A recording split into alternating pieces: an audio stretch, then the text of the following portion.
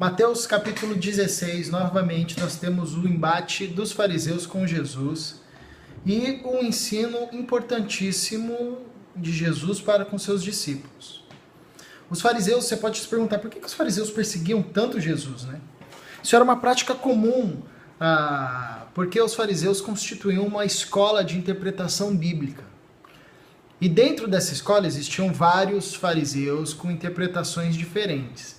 Então, toda vez que algum mestre se destacava, os fariseus mandavam uma delegação, uma espécie de investigadores, para colocar este mestre da lei à prova, para ver se realmente ele sabia o que ele estava ensinando e se o que ele ensinava tinha coerência com o texto bíblico, né? Com o Antigo Testamento, se tinha embasamento até com as outras interpretações, né? Então, eles sempre mandavam uma delegação para ver e tentar e provar o ensinamento daquele mestre.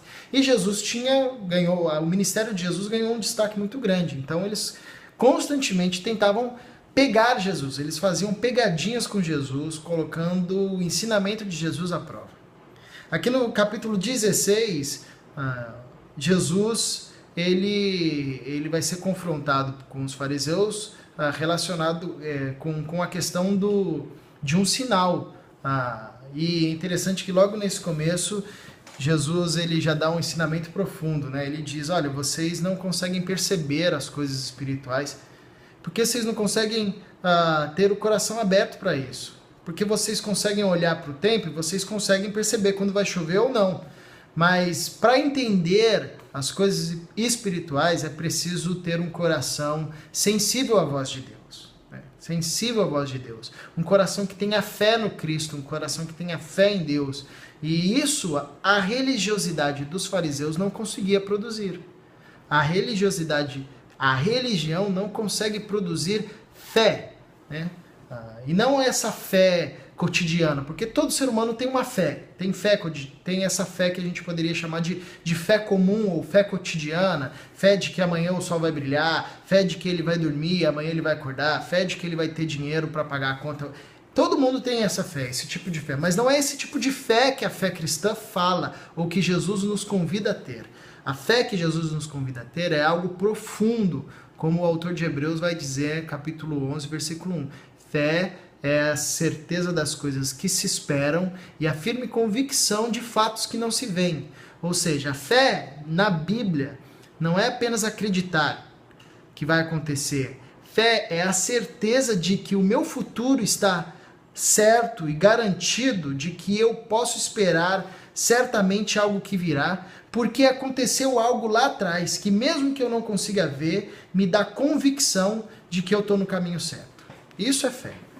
É interessante que os discípulos, na discussão seguinte, a partir do versículo 5, eles começam a ficar preocupados porque eles não tinham levado pães, eles se esqueceram de levar os pães da multiplicação, da segunda multiplicação dos pães e peixes, né? Nós vimos no capítulo anterior que mesmo tendo passado aquele milagre com Jesus, da primeira multiplicação dos pães, em uma situação semelhante eles ainda não tinham entendido. E eles ficaram com medo de não ter, ficaram com dúvida de como eles iriam alimentar aquela multidão. E eles estavam discutindo sobre por que eles não tinham levado pão, como é que eles iam fazer agora. E Jesus diz, olha, parem de se armar do fermento dos fariseus. E Jesus repreende os seus discípulos dizendo, acautelai-vos do fermento dos fariseus. E o que era o fermento dos fariseus? Era a doutrina dos fariseus. Era o conjunto de leis. E, em síntese, esse conjunto de leis era o movimento da carne, o movimento das obras. Tentar agradar a Deus através das obras e não através da fé. Então, aqui nesse capítulo, nós temos um embate sobre uma doutrina ou um determinado caminho que não gera fé e que vai se pautar pelas obras. E o caminho do Cristo, que é o caminho de fé. E Jesus diz aos seus discípulos, vocês precisam andar, vocês estão preocupados com pães? A gente passou por 2 milagres da multiplicação dos pães, vocês não entenderam ainda que é fé, é crer que Deus me garante o futuro e o futuro é certo, porque Ele consertou o meu passado. E isso me dá convicção.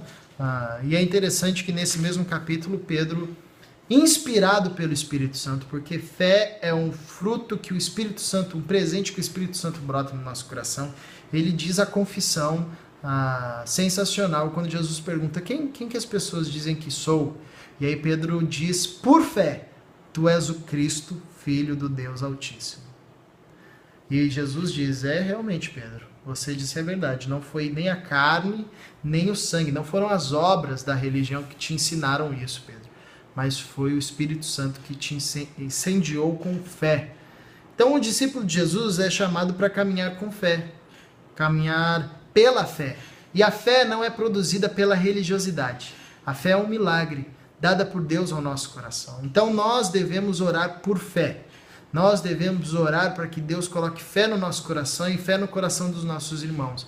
Porque caminhar com Jesus, levar a cruz, negar-se a si mesmo, não é um movimento produzido pela religiosidade, mas sim pelo Espírito Santo de Deus, que nos faz reconhecer que Jesus, o homem de Nazaré, ele é o Cristo enviado por Deus e ele é o Filho do Deus Altíssimo.